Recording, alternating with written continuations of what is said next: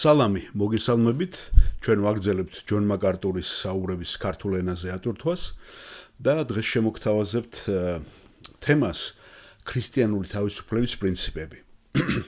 თემას მიაქცეთ ყურადღება, იმიტომ რომ მე დავაკვირდი, რომ ზოგიერთი ქადაგება როცა დიდია, შეიძლება გაუჭირდეს მსმენელს მისი მოსმენა. გუშინაც ჩავწერე მე და მე გადავიფიქრე, რომ დამედო, იმიტომ რომ მე მინდა ახლა ვხედავ, რომ ძალიან ცხოვრება არის ძალიან დაძაბული და კომპაქტურად მივაწოდოთ, შეიძლება ამის გაკეთება უკვე ხელოვნური ინტელექტით, ის რაც 1 საათში არის მოწოდებული. და სხვადასხვა ბლოგებში, სხვადასხვა ქადაგებებში ხელოვნური ინტელექტი შეუძლია რომ შეკრიბოს და ამ თემაზე ამ ავტორის შეხედულებები და არა მარტო ამ ავტორის, სხვადასხვა ავტორებისაც მოგვაწოდოს, მაგრამ მე კონკრეტულად ჯონ მაკარტურზე შევჩერდები, თქვენ შეგიძლიათ უფრო გააფართოვოთ მე და ესე დაახლოებით 15 წუთიანი, არ ვიცი რამდენი ჩაეტევა ეს, ნახავთ კიდევაც ჩვენ ერთად. და ამ თემაზე უკვე წარმოდგენა შეგვექმნას და განსაკუთრებით ბიბლიის მუხლებზე აქცენტის ამ გაკეთებით, ხომ? ძალიან აქტუალური არის, როდესაც ჩვენ ქრისტიანები ხდებით, ხომ, ადამიანებთან ურთიერთობა. არა აქვს მნიშვნელობა ეს ვინ არის ჩვენი ქრისტიანი დადაძმები, ჩვენი ოჯახის წევრები თუ გარეშეებიც. ერთ-ერთი რთული პროცესი, რომელსაც ჩვენ ვაგრძელებთ, არის ადამიანებთან ურთიერთობა და ზუსტად ამაში გვეხმარება ის წერილები, ძირითადი პრინციპები თვითონ იესომ დაგვიტოვა, მაგრამ მე უკვე სულიწმინდამ რაც გააკეთა, ამოირჩია მოციქულები და მათი მეშვეობით, ასევე პრაქტიკულ ცხოვრებაშიც ხომ გადიოდა გამოცდილებას და იქაც პრობლემები როცა წამოიჭრებოდა, რა თქმა უნდა, სატანა ყოველთვის ხელს უშლიდა ღმერთის საქმეს და აი აქაც დაგროვილ გამოცდილებას გვიზიარებს პავლე, პეტრე და ასევე სხვა მოციქულები. განსაკუთრებით პავლე ქცევებზე და მთელი თუ ხედავთ ხომ ეს წერილები ამას ეძღვნება, ამ კონფლიქტებს, ამ გაუგებრობებს, ჩვენი ქცევის პრინციპებს, მეთოდებს, როგორ გამოვიყენოთ და ის არ მალავს ხო, რომ მე მომბაძეთო. მე ადრეც ავთქვი ამას წინებზე და ბევრსაც მე მგონი მოეწონა, ხომ, რომ ბიბლიაში არც ესეთი პერსონაჟი არ გვეუბნება მე მომბაძეთ. რა თქმა უნდა, პავლე ამბობს, მე როგორც როცა ქრისტეს. და იმასაც ამატებს მე სხვაგანაც, რომ თუ მე მოვედი და სხვა სახარება გიქადაგეთ, ამიტომ ეს არ ნიშნავს, რომ პავლეს ბრმად მივბაცოთ, ან ნებისმიერ ადამიანს ბრად მივბაცოთ, ხო? მაგრამ ჩვენ გვაქვს რაღაცა ტენდენცია, რომ ადამიანებს მივბაძოთ ძალიან ცუდ ქცევაში. იმიტომ რომ ისინი ავტორიტეტები ხდებიან ჩვენი და გარკვეულწილად ყველაფერი გვინდა, ხომ ჩვენ აი როგორც ბაძავენ გმირებს მაგალითად და აქედან რეკლამებიც რატო უხდიან დიდ ფულებს ხალხს კერპებს, სახიობი იქნება, ეს მუსიკოსი იქნება თუ ჩვეულებრივ ადამიანს არავინ არ ირჩევს რეკლამის გასაკეთებლად, ხო? გადახედეთ აი ბოლო იმაშიც რაღაცა ჩიპს ჭამდა მესი ან კიდევ რაღაცა მანქანას ყიდულობდა ან რაღაცა სასმელს სვავდა, ხო? ან რონალდო ან ვიღაცა. აი რატო აქვთ მათ ესეთი ფულები, იმიტომ რომ ადამიანები ბაძავენ ამ თავიანთ კერპებს ყველაფერში, განა მარტო ფეხბურთში, ფეხბურთის სიყვარულში, არამედ ყველა საქციელში, გესმით? და პავლე გვეუბნება, არა, თუ მე რაღაცა ჩემში დაინახეთ, რომ ჩემში არ არის ქრისტიანული, და ამიტომ ამატებს კორინთელთა წერილის მე-11 თავის პირველ იმაში, რომ როგორც მე ქრისტეს. ისინი ძალიან მნიშვნელოვანი საკითხია და აქედან გამომდინარე ჩვენ ყოველთვის გვაინტერესებს ჩვენზე გამოცდილი ქრისტიანების აზრი და გამოცდილება, ასევე თანამედროვე ცხოვრებაში უკვე ჩვენ უფრო მეტი გამოწვევების წინაშე ვართ, ხომ? ვიდრე დაუშვათ 2000 წლის წინ იყო. ეხლა უფრო მეტი გამოწვევები და რა თქმა უნდა, ჩვენ ისეთი ადამიანები გვეხმარებიან, ვინც პრაქტიკულად აწყოშიც ხედავენ თანამედროვე გამოწვევებს. და იქაც გვაფრთხილებენ ჩვენ ამ საქციელზე. თუ მაგალითად საკერპავის ჭამა იყო იქ აქტუალური, გახსოვთ ხომ? წერილებში არის განხილული ეს რომაელებშიც, კორინთელებშიც საკერპავის ჭამაზეა ლაპარაკი. დღეს ესეთი შეიძლება არ იყოს აქტუალური. ამიტომ სხვა იყოს, ხო? შეიძლება მაშინ ალკოჰოლი იყო, აქ ახლა უკვე ნარკოტიკული ნივთიერება, ან კიდევ სხვა საქციელი, რომელიც შეიძლება ასე ვთქვათ ლოდი ცდუნების ლოდი შეიძლება დაუდო შენ ძმას, სუს ძმას. ამიტომ აი მე დაახლოებით აი ესეთი ამ კუთხიდან შევხედე ამ იმას პრინციპებს, ქრისტიანულ თავისუფლების პრინციპს, რა არის გასათვალისწინებელი, ასე ოჯახის წევრებთანაც. ჩვენ არ შეგვიძლია ოჯახის წევრებსაც დავუშვათ პატარა ბავშვებს მოვასწინოთ ყველაფერი, ხო? აი მაგალითად თემა რო ავიღოთ, აი მაგალითად აბორტი. აბორტი, ხო? აბორტი ჩემ დროს, სადაც მე ვიზრდებოდი საბჭოთა კავშირში, ეს არ იყო ისეთი მძიმე დასაქმელი, იცით? იმიტომ რომ ყველაფერი, დაუშვათ, ბებია, ბაბუა, უკაცრავად, დედები, ყველანი აკეთებდნენ ამას და ჩვეულებრივი წესი იყო და განცდაშიც არ იყო ეს. მაგრამ უცებ გადმოვდივარ დასავლური საზოგადოებაში, ევანგელისტურ, ქრისტიანულ დასავლეთში და განსაკუთრებით ამერიკაში. წარმოვიდგინეთ, ჩემთვის შოკი იყო, რომ ესეთი აქტუალური იყო ეს. და მით უმეტეს, როცა ჩვენ თუ აღიარებთ, რომ ჩასახვისთანავე სიცოცხლე იბადება, მაშინ კითხვა უნდა დაისვას, ხომ, აბორტის დაუშვათ ეთიკურ იმაზე, ხომ, საკითხზე და ძალიან გრძნობიარეა და აქ ბავშვი რო იზრდება აქ და გრძნობს და ისმენს დაუშვათ წარსულში რა მოხდა, ხო? ეს ძალიან მძაფრად აღიქვამენ ამას და ესეთი რაღაცები გასათვალისწინებელია, ხო? როცა ჩვენ ვიცით, რომ გვისმენენ სხვები, ანუ უმწეო ძმები და დები. გესმით, ასევე ნებისმიერ საკითხზე, ცხოვრების წესზე, რაც ჩვენთან მისაღები იყო და ადრეც გითხარით მე, რომ ჩვენ ვიზრდებოდით ის საზოგადოებაში, სადაც მამაკაცის მიერ, ხომ, ქორწინებამდე სექსი მისაღები იყო. და ამაზე ძალიან დიდი გაკიცხვა და პირიქით შეიძლება ვაჟკაცობადაც იმაშვებოდა, ეთვლებოდა ბევრს. ეხლა შეიცვალა, ეხლა უკვე გოგონებისაც როგორც დასავლეთში მისაღები, მაგრამ თუ გადმოვალთ ქრისტიანულ წრეებში აქა და მე თვითონ მიცხოვრე ავსტრალიაშიც, კანადაშიც და ამერიკაშიც, ხო? არიან ძალიან ბევრი ახალგაზრდები, რომლებიც მამაკაცებზე ლაპარაკი, ნუ ქალებზე საერთოდ, ხო? რომ მათ არ მიაჩნიათ სწორად ქორწინებამდე სექსი, გესმით? და აქედან გამომდინარე ისინი სულ სხვანაირად უყურებენ იმ საკითხებს, რომელსაც ჩვენ შეიძლება ცოტა იოლად უყურებდეთ, ხო? ასევე დაუშვათ შეიძლება მუსლიმანური ცხოვრების წესი რო ნახოს ვიღაცამ, ხო?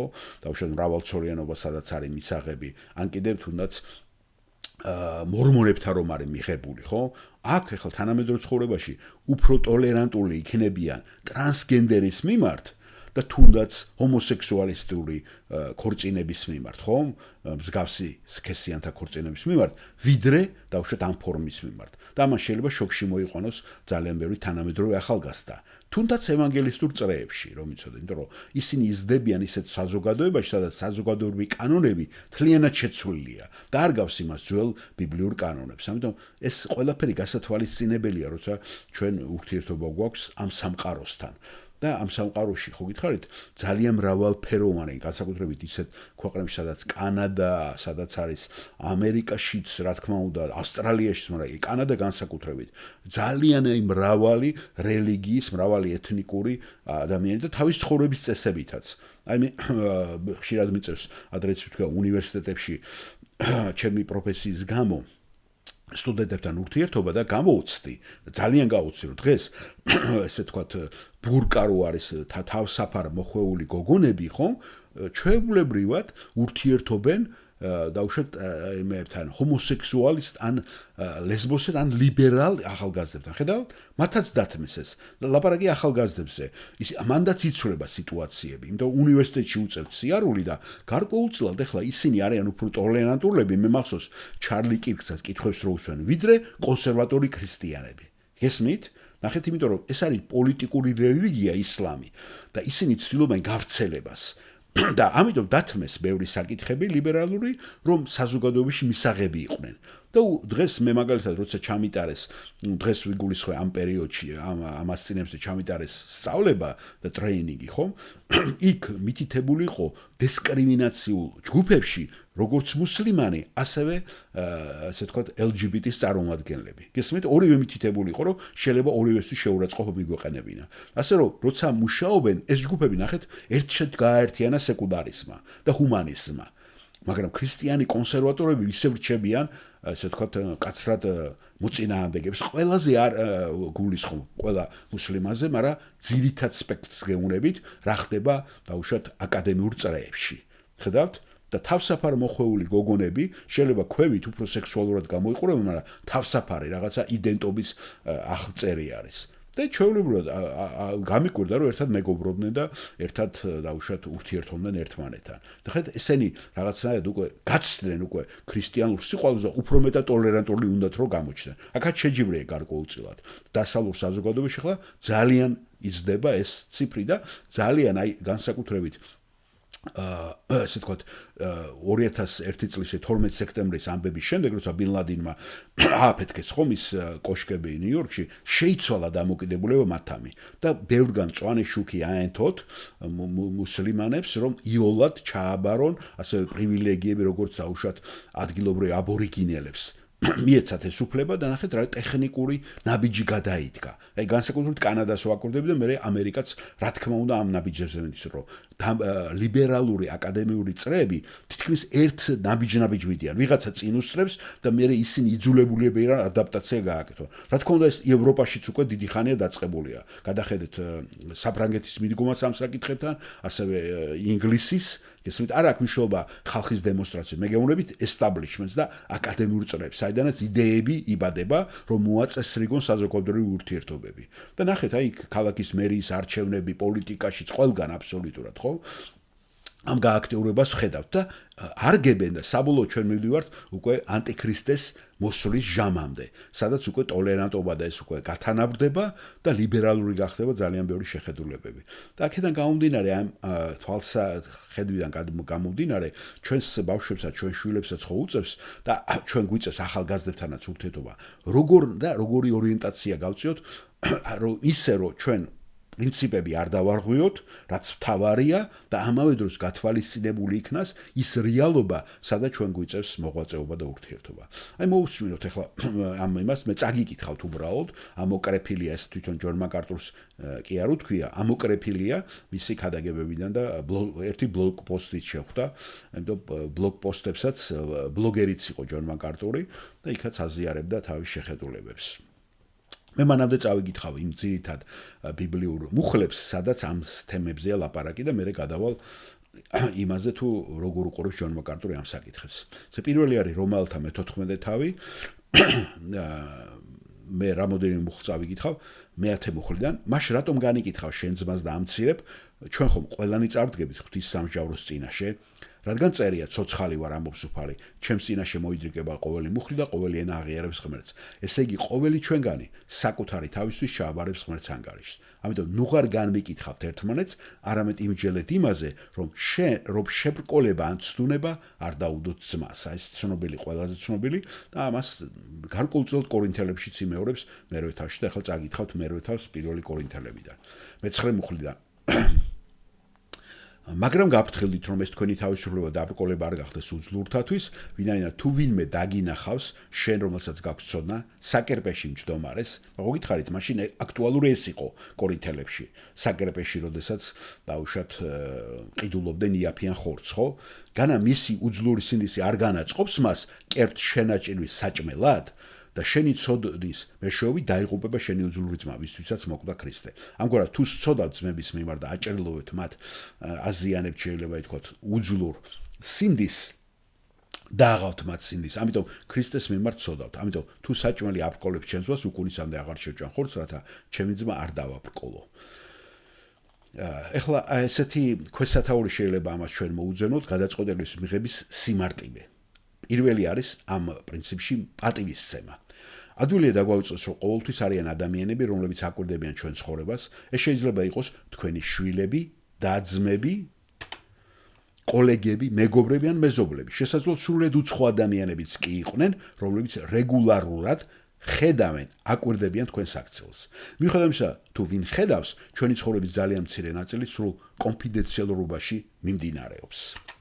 ამრიგად, როდესაც ღვთის სიტყვიდან რამდენიმე ძირითად პრინციპს განვიხილავთ, რომლებიც გვეხმარება განსაზღვროთ თუ როგორ მოვიქცეთ ცხოვრების ნაცრისფერ სფეროებში, ხო იცით, gray areas რო ძახიან ინგლისელები, ესე იგი, ისეთი სფეროები, სადაც გაურკვეველია, შავთეთრზე არ არის, გესმით? შავთეთრზე სადაც არის, ვიცი რომ ეს არ უნდა გავაკეთო, ეს გავაკეთო. და ასეთია მაგალითად ჩვენთვის, რომ მაგალითად ურთიერთობა გარეთ შეიძლება ვიქონიოთ, ხო? დაუშვათ ცოდვილ ადამიანებთან, მაგრამ სახში მოპატიჟება, მათი დაპატიჟება ეს უკვე მე მგონი ზედმეტი არის, ხო? მაგრამ არის ისეთი სფეროები და აქტივობები, თუნდაც სამსახურში, რომელიც მიეკუთვნება ნაცრისფერ ზონებს, ნაცრისფერს და არა შავთეთრს. და აგრძელებს იმ საკითხებსა და აქტივობებში, რომლებზეც წმინდა წერილი პირდაპირ არ საუბრობს. უნდა გვახსოვდეს, რომ ჩვენს აქციელს სხვებზე აქვს გავლენა. აი ესეც ნახეთ მნიშვნელოვანი. ქრისტიანული თავისუფლების გამოყენებისას ჩვენ გრძნობიარები უნდა ვიყოთ სუსტი მორწმუნეების მიმართ, რომლებსაც შესაძლოა უფრო სუსტი, ესე ვთქვათ, გრძნობიარე სინდისი გქონდეთ. ლოცვით უნდა განვიხილოთ კითხვა, ესე იგი ღმერთს უნდა ვთხოვოთ, რომ გაგვაგებინოს კითხვა. ეს აქტივობა მე რასაც ვაკეთებ, სხვებს სარგებელს მოუტანს თუ დაბრკოლებას გამოიწვევს. ხოლო როგორ იქცევი ცხოვრების ნაცრისფერ ადგილებში, ესე იგი რაც ვთქვი, ამ ზონებში. ეს მხოლოდ თქვენი სულიერი სიმწიფის საკითხი არ არის.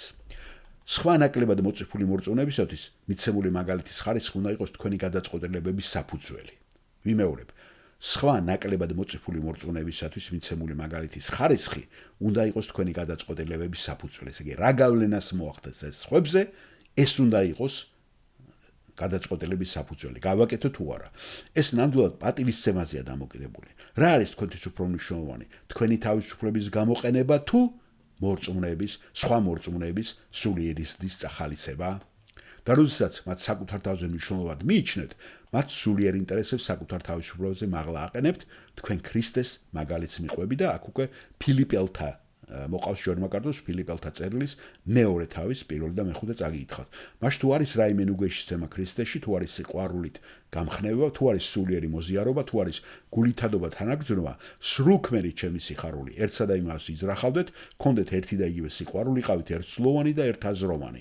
არაფერი გააკეთოთ ანგარებით ან პატივმოყვარეობით, არამედ თამდაბლობით საკუთარ თავზე მეტად შერაცხეთ ერთმანეთი. თითოეული მარტო თავის თავზე კი ნუ იზრუნებს, არამედ სხვებზეც.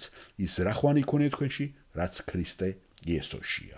ეს არის სიყვარულის პრინციპი, როგორც რომაელთა მე-13 თავის მე-10-ია ნათქვამი. სიყვარული არ ვნებს მოყვას, ამიტომ სიყვარული კანონის აღსრულებაა. თუ იცი რომ თქვენი არჩევანი, თუნდაც ის, რასაც საზღვრებში მიიჩნევ და თვის მიერ მოწონილობად სხვა ქრისტიანს დააბკოლებს, ესე იგი შეიძლება შენ მიგაჩნდეს ეს სწორად. შეიძლება დაუშვათ ბიბლიაში შეიძლება იყოს ამის მაგალითები, მაგრამ უკვე სხვა ქრისტიანისთვის ეს დააბკოლება და ცოდვაში ჩააგდოს. გესმით? შეიყვარეთ ეს ძმა, ან და იმდენად, რომ შეზღუდოთ თქვენი თავისუფლება და თავი შეიკავოთ. ეს უანგარო დამოკიდებულება ჩვენს ეგოისტურ საზოგადოებაში დიდად პოპულარული არ არის, მაგრამ ეს ბიბლიურია. სინამდვილეში თანაქრისტიანის სინდისის დარღვევა საბოლოო ჯამში უფლის წინააღმდეგ ცოდვას ნიშნავს. რადგან ძმების წინააღმდეგ ცოდვი და მათი სუსტი სინდის შეურაცხყოფით ქრისტეს წინააღმდეგ ცოდავთ. ამიტომ, თქვა პავლემ, თუ საჭმელი ჩემ ძმას აცდუნებს და ეს მარტო საჭმელი არ არის, ხომ გითხარით? ესე იგი, საკვებში ადრეც ვილაპარაკეთ, რომ საკვები სექსეც არის გაიგივებული. იმიტომ რომ ბიოლოგიური ფუნქცია ჩვენ მოვისმინეთ ჯონ მაკარტურის ქადაგებაც, ხო? და დღეს შეიძლება საკვებში ბევრი რამე იგულისხმებოდეს. შეიძლება ეკონომიურ ურთიერთობასთანაც იყოს ეს განსაზღვრული. შეიძლება თუნდაც ლატარიის თამაში, ან რაღაცა დაუშვათ შეიძლება შენთვის იმაზე სპორტულ იმაზე შეჯიბრზე დასადები ფსონი ან რაღაცა, ხო? რომელიც შეიძლება აზარტულ თამაშებში გადაიზარდოს ვინმესთვის. ამაზე რო გაიგოს. აი მაგალითად თქვენ თქვით რომ მაგალითად იცი რა არის? ეხლა ღმერთს არ აინტერესებს ჩვენი პირადი ცხოვრება ან სექსუალური ცხოვრება, ხო? და ეს სხვა ხელზე დაიხუიოს და უკვე თავისუფლება მიცეს თავის თავს და ცოდვაში ჩავარდეს. ან კიდე ძალიან ბევრი რაღაცა, ხო? ამიტომ პავლე ამას თუ საჭმელი ჩემს ძმას ასწრებს, მე აღარასდროს შევჭამ ხორცს, რათა ჩემი ძმა არ დავაბრკოლო. პირველი კორინთელები 8:12-13 წაგიკითხეთ მე.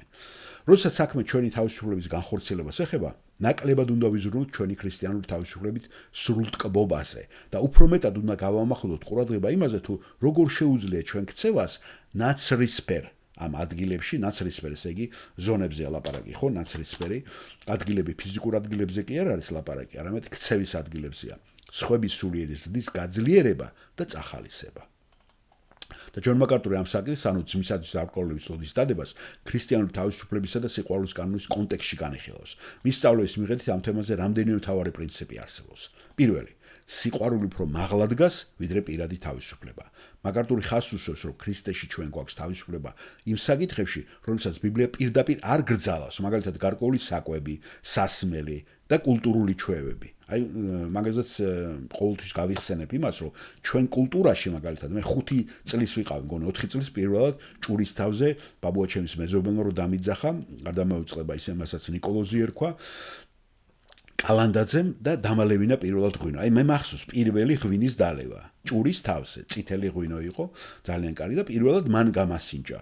და მე ანუ ჩვენ კულტურაში ეს ჩვეულებრივი რამეა. მაგრამ მე მახსოვს, როდესაც ღვინო წავიღე, ნაყიდი ღვინო წავიღე პიკნიკზე, ქრისტიანულ ევანგელისტებთან ავსტრალიაში, პლიაჟზე წავედით ზღვის ნაპირზე, ყველამ ძალიან ოდიოზურად შემოხედა, იმიტომ მათთვის საერთოდ გაკარებული არ იყო ზრდასრული ხალხი და ჯონ მაკარტურს მაგალითად წვეთი ალკოჰოლი არ აქვს დალეული. ნახეთ, აი ეს მე არც ვიცოდი ესა და ბევრმა არაფერი ხალხი არ მომიძულეს და რაღაც, მაგრამ გაოცებას ჰქონდა საკითხი. და მე ხო მაგალითად თუ ისა ვარ დაუშვათ ესეთი ქრისტიანი და სტუმარი ჩამოვა ჩემთან, ეგეთი სტუმარი საქართველოში. მე ხო უნდა გავითვალისწინო ეს გესმით, როცა ვარ გაზრდელი ქრისტიანი. და აგრძელებს, თუმცა როდესაც საქმე სხვა მორწმუნეს ეხება, ჩვენი თავისუფლება უნდა დაემორჩილოს სიყვარულს. ამბობს ჯონ მაკარტური, თუ შენი ქმედება სხვა ქრისტიანს სინდის უზიანებს, ან ცოდვაში აგდებს, შენ ვალდებული ხარ სიყვარულის გამო უარი თქვა შენს უფლებაზე. მეორე, სუსტი ძმის გაფრთხილება. მისი განმარტების სუსტი ძმა არის ის, ვისი რწმენაც ან სინდისი ჯერ კიდევ მოუმწიფებელია და უჭერს გარკვეული თავისუფლების მიღება. მაკარტური ამბობს, რომ სულიერად მოწიფული ქრისტიანის მოვალეობა არ გამოიყენოს თავის თავისუფლება ამაყად. პირიქით, მან საკუთარ თავზე უნდა აიღოს შეზღუდვა, რათა დაიცვას სუსტი ძმის სულიერი მდგომარეობა. მესამე, ქრისტეს მაგალითი. მაკარტური ხშირად მოუხმობს იესო ქრისტეს მაგალითს, რომელმაც საკუთარი თავის სიამოვნებაზე წინ სხვების გადარჩენა და სულიერი კეთილდღეობა დააყენა. შესაბამისად, ეკლესიაში ერთობის შენარჩუნება ბევრად უფრო მნიშვნელოვანია, ვიდრე საკუთარი უფლებების დემონსტრირება. მეოთხე, გადაწყვეტილების მიღების მარტივი ტესტი. თავის ბლოგებსა და ქადაგებში მაკარტური მორწმუნეებს თავაზობს კითხვას, რომელიც ნებისმიერ საეჭვო მოქმედების წინ უნდა დასვან. აშენებს და ეხმარება ეს ჩემი არჩევანი სხვებს, თუ მათ დაბრკოლების მიზეზს აძლევს. თუ პასუხია, რომ ეს სხვას აბრკოლებს, მაშინ ქრისტიანული სიყვარული ამ მოქმედებაზე უარის თქმას მოითხოვს. იმისათვის, რომ მაკარტურის პოზიცია უკეთ გავიგოთ, მოდით დეტალურად განვიხილოთ მისი განმარტები რომალთა მე-14 თავზე, სადაც პავლე მოციქულის სწორედ ამ საკითხს ეხება. მაკარტური ამ თავს ყოფს რამდენიმე პრაქტიკულ პრინციპად, რომლებიც ეკლესიაში ერთობის შენარჩუნებას ემსახურება. პირველი, მიღება და არა განკითხვა, რომალთა 14:1. მაკარტური განმარტავს, რომ სულიერად ძლიერმა მორწმუნეებმა გულთბილად უნდა მიიღონ ისინი, ვინც რწმენაში სუსტია. მისი თქმით, ეს მიღება არ უნდა მოხდეს იმ მიზნით, რომ დავიწყოთ კამათი საეჭვო აზრებზე, ან ვაიძულოთ ისინი, მაშინ შეიცვალონ შეხედულებები. ეკლესია უნდა იყოს უსაფრთხო სივრცე სულიერი ზრდისათვის და არა მუდმივი კრიტიკის ადგილი. აი მაგალითად მართლმადიდებელი მოვიდა და მართლმადიდებელი ადამიანია და მას შეიძლება ჯერ ხატებთან, ჯვართან და იმასთან რაღაცა კავშირები აქვს და უცებ ჩვენ აუდგე და აბა დაწვი, აბა გადააგდეს, მოაშორე, ხო? შეიძლება არ იყოს, ან მას რაღაცა კიდევ რიტუალები შემორჩა. თუნდაც ლომისის იმაზე, სადღაც იმაზე სიარული და მიდის, ხო? მაგრამ უცებ ვერ აუგზავნოთ, მაგრამ გზა და გზა ჩვენ უნდა გავაცნოთ ღმერთის სიტყვა და ღმერთის სიტყვა მას გააგებინოს და წმენაში იმას იზავს. მაგრამ ასევე არ უნდა მივცეთ უფლება მას, რომ რეკლამა გაუწიოს და სხვები შენი იმიდან წაიყვანოს და იმ ძველ წესებს დაუბრუნოს. ეგეც მნიშვნელოვანია, ხო? როგორც ნახოთ. მეორე, ესე იგი ამ 6 პრინციპიდან მეორე, თავისუფლება უფლის დიდებისათვის, რომელთა 14:5-6. პავლე მოციქული საუბრობს დღეების გარჩევაზე და საჭმელზე. მაკარტური ხას უსვამს თავარი არა თავად მოქმედება ჭამ თუ არ ჭამ. იცავ თუ არა კონკრეტულ დღეს, არამედ გულის განზრახვა. თუ მორწმუნე რაღაცას აკეთებს ან არ აკეთებს უფლის სადიდებლად და მადლიერი გულით, ეს ღმერთისთვის მისაღებია. ძლიერმა და სუსტმაც უნდა გააცნობიერონ, რომ ორივე უფალს ემსახურება. მესამე, საბოლოო მსაჯული ღმერთია, რომელთა 14:10-12.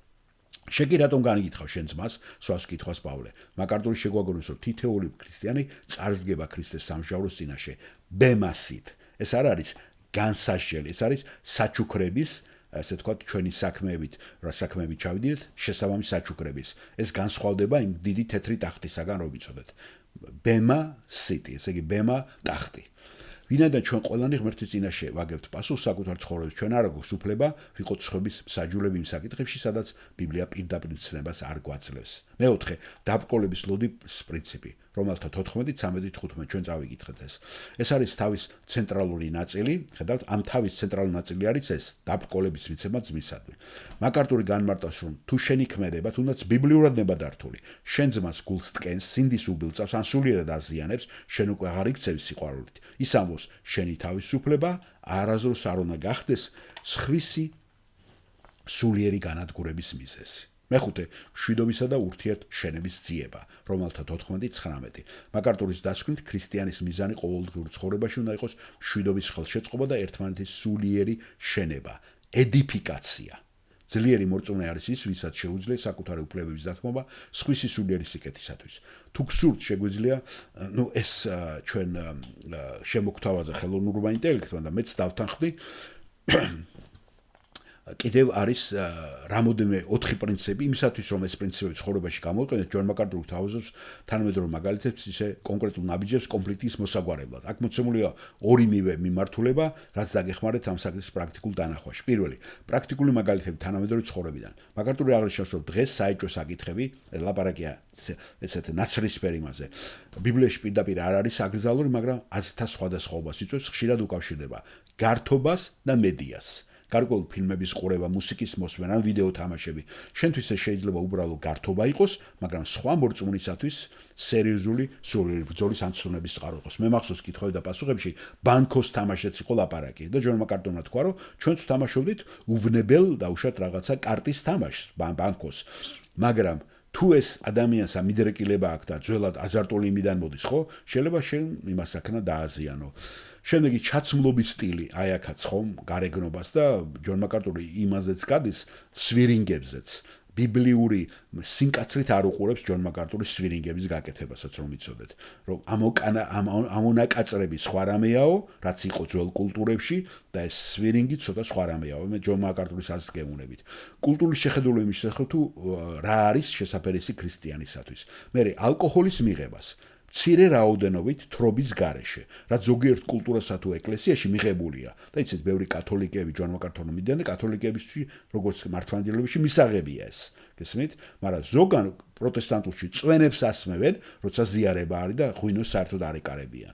მოგეცმით? აი ეს კულტურაა და ხა შენო მიხვიდე და იქ დაიწყო, არა ღვინო ჩაასხით, ესეც არ იქნება სწორი, ხო? შენ წესებს ვერ შეცვლი. ხოლო სხვებისათვის გასაგებია მათთვის, ვისაც წარსულში ალკოჰოლზე დამოკიდებულება ჰქონდა, სერიოზული დაბრკოლების ლოდია, იმიტომ შეიძლება ზოგი წვეთიც მოქმედეს. მე მინახია, აი გეუბნები, ჩემი თვალით ამას განახილე, რომ ადამიანზე წვეთიც, ჯარშიც ყავდა ეგეთი პოლკოვნიკი და პოდპოლკოვნიკი თუ პოლკოვნიკი არ ამასოს, აი წვეთს დალევდა თუ არა, წვეთს უკვე სხვა ადამიანი იყო, ხო? ასევე ადამიანები, რომლებიც ყოფილი ლოთები არიან, ისინი უკვე ძალიან ძლიერი იმას დარტყმას მიიღებენ, ხო? და მაკარტურის ოქროს წესი. თუ იცი რომ შენი ქცევა ინვე სულიერად აზიანებს, სიყვარული მოითხოვს რომ ეს არ გააკეთო მის თანდასწრებით. გამეორება ეს კიდევ ერთხელ. მეორე, როგორ მოვიქცეთ სხვა მორწმუნეებთან კონფლიქტი გვაქვს, თუ შეხედულებათა სხვაობა პირისპირ კონფლიქტში გადაიზარდა, მაკარტური ბიბლიას დაყოლით 4 მთავარ ნაბიჯს გამოყოფს. შეამოწმე საკუთარი მოტივი, კითხე საკუთარ თავს, ვიცავ ჩემ პოზიციას, იმიტომ რომ სიმართლეა თუ უბრალოდ ჩემი სიამაყის და ეგოიზმის გამო ვაკეთებ ამას? მოусვინე პატივისცემით მეორე, ნუ ეცდები სუსტი ძმის რწმენის მაშინე განადგურებას არგუმენტებით. მიეცი მას უფლება ჰქონდეს თავის სინდისი, თუნდაც ფიქრობდე, რომ ის ზედმეტად მკაცრია. მესამე, ნუ მოახდე შენი თავისუფლების დემონსტრირებას, თუ შენ ძმას მიაჩნია, რომ გარკვეული მოქმედება ცოდვაა. ნუ გააკეთებ ამას მისი დასანახად, იმის დასამტკიცებლად, რომ შენ მართალი ხარ. ეს არის სულიერი ამპარტავნება. მეოთხე, ფოკუსირება მოახდინე იმაზე, რაც აშენებს. ესაუბრეთ იმაზე, რაც გააერთიანებთ. ქრისტე, სახარება, მადლი და არა იმაზე, რაც გყოფთ. აი, 6 ძირითადი თვითშემოწმების კითხვა, რომელსაც ჯონ მაკარტური მორწმუნეებს თავაზობს. ისინი დაგეხმარებათ სწრაფად განსაზღვროთ არის თუ არა ესა თუ ის ქმედება დაბრკოლების ლოდის სხვებისათვის. პირველი, იქნება ეს ჩემთვის სულიერად სასარგებლო? მუხლი პირველი კორინთელთა 6:12. ყოველივე ნებადართულია ჩემთვის, მაგრამ ყველაფერი როდია სასარგებლო. არსი ნუ იკითხავთ, მხოლოდ არის ეს ცოდვა. იკითხეთ, დამეხმარება ეს ქმედება ქრისტესთან დაახლოებაში და სულიერ ზრდაში? მეორე, ხომ არ დამამონებს ეს ჩვევა? ესეც პირველ კორინთელთა 6:12. მაგრამ მე არაფერს დავემონები. არსი თუ გარკვეული გართობა ნივთი ან ჩვევა იმდანად გითხრევთ, რომ მისი გარშეში გაძლება გიჭირთ, თქვენ კარგავთ ქრისტიანულ თავისუფლებას და მონობაში ვარდებით. მესამე, ხომ არ დააბრკოლებს ეს სხვა ქრისტიანს? ესეც პირველ კორინთელთა 8:9. მაგრამ გაუფრთხილდით, რომ ეს თქვენი თავისუფლება დაბრკოლებად არ ექცეს უძლურთ. არსი თუ სულიერად სუსტი ძმა დაგინახავთ ამ მოქმედების ჩადენისას, ხომ არ აიძულებს ეს მას საკუთარი სინდისის წინააღმდეგ წავიდეს და შესწოდოს? და მეოთხე, აშენებს და განამტკიცებს ეს სხვებს? კორინთელთა 1 კორინთთა 10:23 ყოველივე ენება დართულია, მაგრამ ყველაფერი როდი აშენებს. არსი ქრისტიანული ცხოვრების მიზანი მხოლოდ საკუთარი თავის სიამოვნება არ არის. თქვენი არჩევანი მიმართული უნდა იყოს ეკლესიის და მოყვასის სულიერ გაძლიერებაზე. მეხუთე, აძლევს ეს კარგ მაგალითს არაქრისტიანებს. ნახეთ, უკვე არაქრისტიანებიც ერთვებიან. არა მარტო შენი სუსტი ძმა, არამედ არაქრისტიანები ხედავენ. ამიტომ ჩვენ უნდა გავითვალისწინოთ გარე სამყარო როგორ გვიყურებს ჩვენ ცხოვრების წესს. მე სახელმწიფო კანონები ნება-დართულია იმას, რასაც მე ვაკეთებ, ესაც გასათვალისწინებელია და გარე სამყარო მეზობელი იქნება სამსახურში, ხო? და მასე უნდა ჩავიკეტოთ და ბერად გავიქცეთ და წავიდეთ კუნძულზე, ხო? მაგრამ ჩვენ გვიწევს საზოგადოებაში ყოფნა. და ეს იწვევს უკვე მე დაბრკოლებას, ხო? შენთვისაც, ოჯახის წევრებისთვის და ყველასთვის. კოლოსელთა 4:5 სიბრძნით მოიქეცით გარეშეებთან და დრო აქ იხელთეთ წერია და დრო არა დრო მოიხმარეთ კარგად, ესე იგი დროს გაუფრთხილდით, მე მგონი ესე არის, ხო, უფრო სწორი, ხო? არსი, როგორ გამოიყურება თქვენი საქციელი მათ თვალში, ვინც ჯერ კიდევ არ იცნობს ქრისტეს, ხომ არ გახდება თქვენი თავისუფლება მიზეზი იმისა, რომ მათ სახარებაზე უარი თქვან? აი მაგალითად მუსლიმანები, ჯონ მაკარტურიანი და მუსლიმანები, როცა გიყურებენ, რომლებიც უფრო რაღაც საკითხებში შეიძლება უფრო მორალური და ზნეობრივი არიან. აი აქაც რო ჩამოდიან, ხო? და შენ დასავლეთში უკვე შენ თუნდაც ჩაცმულობა იქნება რაღაცა, უფრო თავისუფალი ხარ ამ საკითხში. და შენ გინდა რომ ეს ელემენტარული მისთვის მაგალითი გახდა, ეტალონი, ხო? ბუნებრივია გაითვალისწინებ მათ შეხედულების გარკვეულ დონემდე, ისე რომ შენ მთლიანად თავისუფლება არ შეიზღუდო, ხო? მეექვსე, განადიდებს ეს ღმერთს, აი ბოლო არის. 1 კორინთთა 10:30. ამრიგად ჭამცვალ თუ სხვა რამე საკეთეთ, ყველაფერი ღვთის სადიდებლად აკეთეთ. ნახეთ, ღვთის გადიდება არ არის, როცა შენ ძმას გაუფრთხილდები, ამიტომ ამას გვეუბნება პავლეც. არსი ეს არის საბოლოო და მთავარი ფილტრი. შეგიძლია თუ არა რომ ამ კონკრეტული მოქმედების შესრულებისას მთელი გულით გადაუხადოთ მადლობა ღმერთს და თქვათ, რომ ამით მას განადიდებთ. აი ეს არის ის, რაზეც მინდოდა თქვა, არ ვიცი ახლა რამდენი წუთი გამოვიდა. 29 საათი. მადლობა მოსმენისათვის და მომავალ შეხვედრამდე ჩვენ კიდევ აი ესეთი მეთოდით ბევრ სხვა საკითხსაც განვიხილავთ.